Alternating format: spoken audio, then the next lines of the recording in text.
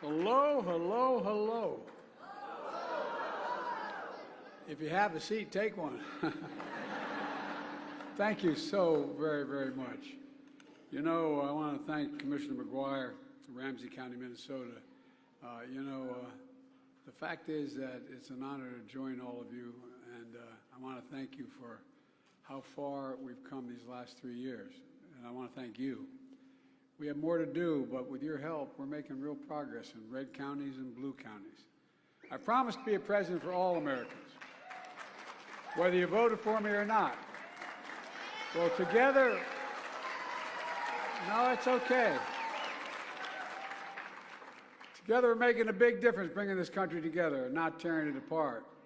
Now, some of you know, I started my career as a county councilman. I ran for the United States Senate because serving a local official was too hard. That's almost true. When folks have a problem, they know where you live. They come knocking on your door. Not a joke, I know. Kidding aside, what you do really matters. It matters to people's everyday lives, to kitchen table issues. You're answering key questions for people's lives. Is my neighborhood safe? Is it going to get better? Will the bus get me to work on time?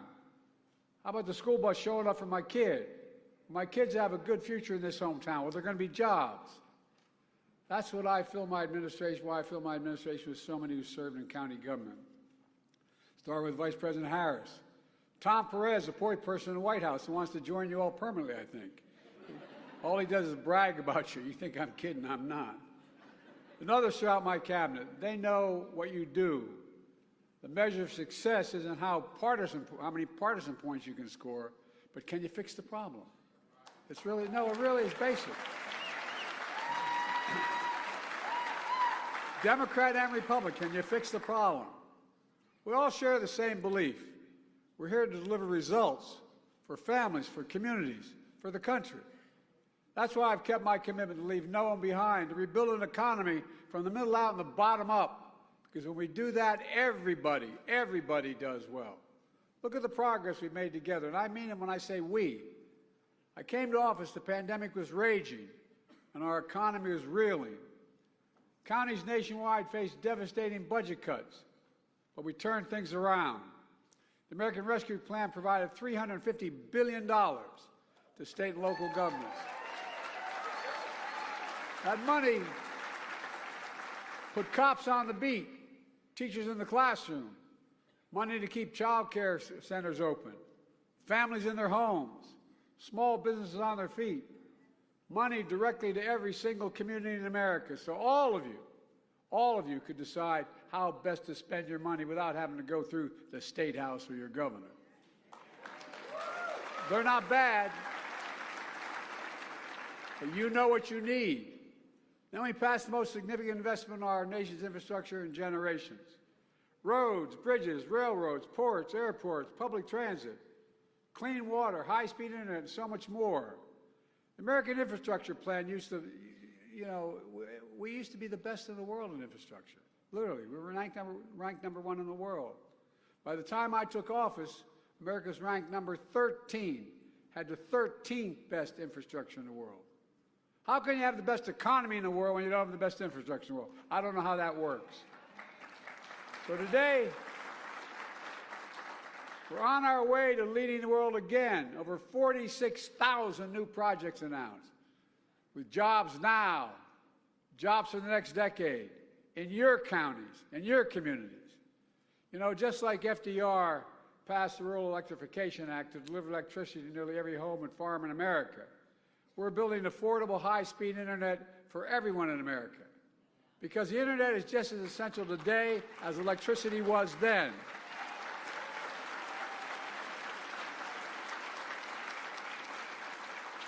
How's your county deal with telemedicine without it? How do you, I go down the list, I'm not going to take your time, but you know, it's consequential. Last month I was in Wake County, North Carolina. Holy mackerel. Where we're investing $3 billion. $3 to connect the entire state to affordable high-speed internet by the end of the decade. We're doing that in all 50 states. We've already saved 23 million families as much as $75 a month in infrastructure bill, in their internet bills. It's essential for children to do their homework, small businesses to sell their products, folks to have access, as I said, to telemedicine instead of driving long distance to see the doctor. We're also replacing every poisonous lead pipe in America so everyone can turn on a faucet and drink clean water and not worry about brain damage for our children. One recent study shows that reducing the lead exposure for children improves students' test scores as much as reducing class size from one-tenth the cost. I mean, that's a practical impact. But mainly, no kid should have to no parents should have to watch a kid turn on a water fountain and know there's lead in the pipe and not worry about what effect on the brain it has. At the same time, we're making the biggest investment in climate change ever anywhere in the entire world.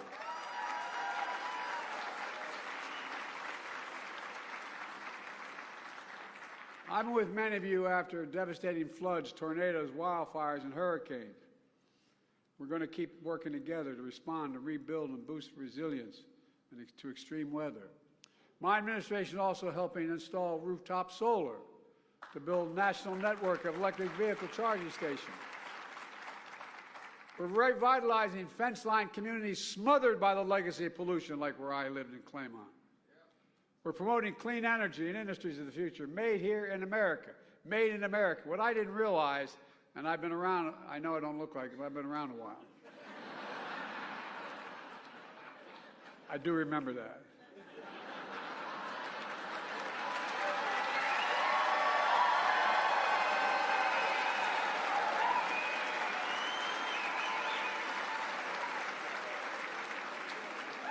But you know, there's so much we're getting done. I signed the Chips and Science. Okay, I signed the Chips and Science Act, which attracted $640 billion in private companies' investments that are building factories, creating jobs in America again.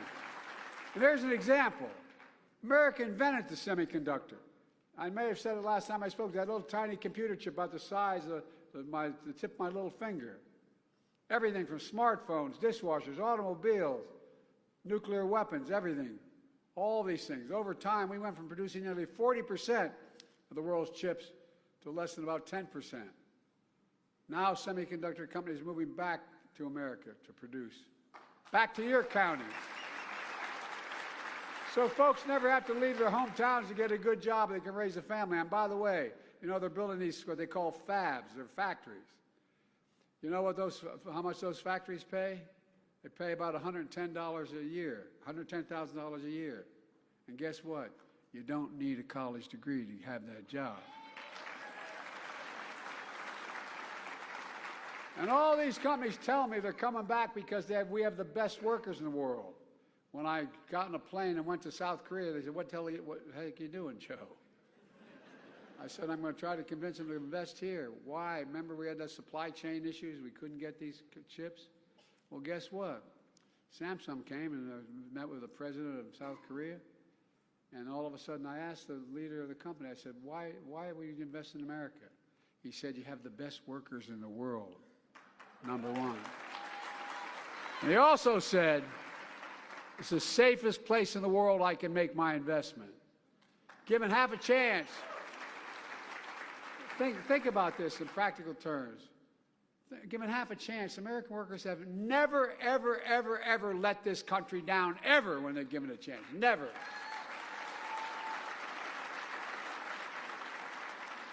And I started to say, you know, I didn't realize that there was a provision in the law back in the late 30s having to do with whether or not unions can organize and what limits they had and all that. But there was a provision also in that law. It said that when a president is given money by the legislature to spend on a federal project, he should hire American workers and build it with American products. Well, guess what? That's what we're doing. That's why things are moving the way they are. That's why we made historic investments. For example, we're expanding registered apprenticeships so people can get paid while they're learning how to do their careers. For example, when I took office, only 2 states had registered apprenticeships for teachers. Now more than 30 states have it. The American Rescue Plan also made one of the biggest investments ever in local public safety. All of you have done a tremendous job putting these resources to work, hiring more officers for accountable, effective community policing, supporting violence intervention programs that help prevent crime in the first place, and they work. Folks don't always hear about it. The fact is we're making tremendous progress. Violent crime rates are falling all across the nation, down nearly in every major category. Record declines in homicides. We also are investing billions in improving mental health services, which I know is another major priority. You know, after we, the fellow who's running again, well,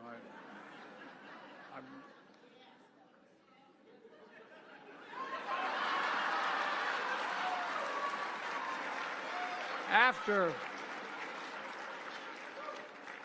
he did not move on making sure that we dealt with vaccinating the American public. We ended up losing over 1 million people dead. 1 million people. 1 million. And the studies show that for every one of those who died, there were 8 to 10 significant others who left behind. Brothers, sisters, mothers, fathers, sitting down at a kitchen table with an empty chair. Folks, my top priority to me is to add, that's why I asked Dr. Vivek Murthy, Admiral Murthy, to be the Surgeon General, because to make mental health a national priority. We're expanding community clinics, mobile unit clinics, working to treat causes of addiction while cracking down on deadly fentanyl trafficking. Folks, we've spent months working on a bipartisan border bill that included the most humane, fair reforms in our immigration system ever. It also included the toughest set of reforms to secure the border ever. It was a win for the American people, a win for your counties. But some of my extreme Republican friends, and by the way, this is not your father's Republican Party. I'm not taking on all Republicans. I really mean it. The MAGA Republicans, a minority, but a powerful minority, they went out and they killed the deal. My predecessor said he didn't like it. It was a loss for him. We have to end the political games, folks. Who we work for.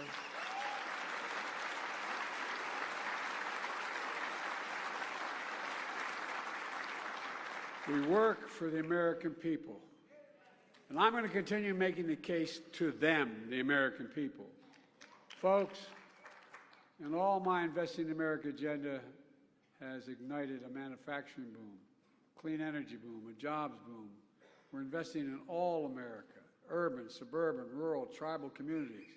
And it's clear we have the strongest economy in the world, nearly 15 million new jobs since I came to office. The longest stretch of unemployment under 4% in 50 years. Growth is strong, wages are rising, inflation is down. In fact, the costs have fallen from everything from a gallon of gas to a gallon of milk. We know prices are still too high because of what I call greedflation and shrinkflation. I'm calling on corporations to pass their savings on to consumers, for God's sake. We're making real progress. The recent Washington Post headline summed it up. Quote, this is the headline of the Post: falling inflation and rising growth give the U.S. the world's best recovery, the world's best recovery. It's because you implemented what we did. You made it work. And folks are starting to feel it. You got a way to go yet. Consumer sentiment surged 29% in the last 2 months, the biggest jump in 30 years. Americans have filed for a record 16 million new business applications since I came to office. And every one of those applications is a sign of hope. We're just getting started, folks. We've got to keep moving. We have to defend our democracy. To all the county elected workers in America, election workers, thank you. I never thought I'd have to say this to anybody, but thank you for your physical courage. Thank you for your courage and your service to your community. The idea that I ever thought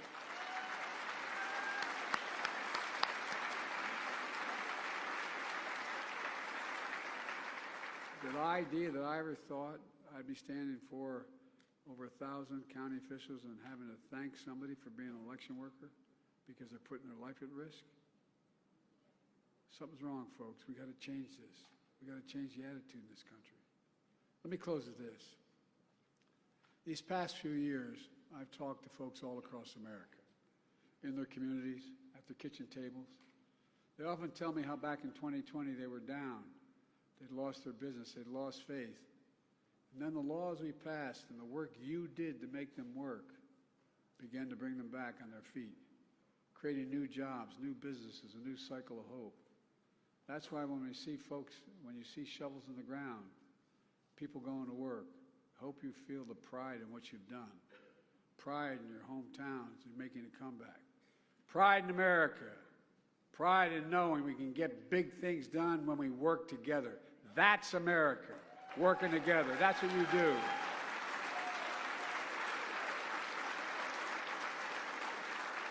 And that's why I've never been more optimistic about our nation's future. We just have to remember who in God's name we are. We're the United States of America. There is nothing beyond our capacity when we work together. So God bless you all. May God protect you. Let's keep going. We got more to do. Thank you, thank you, thank you.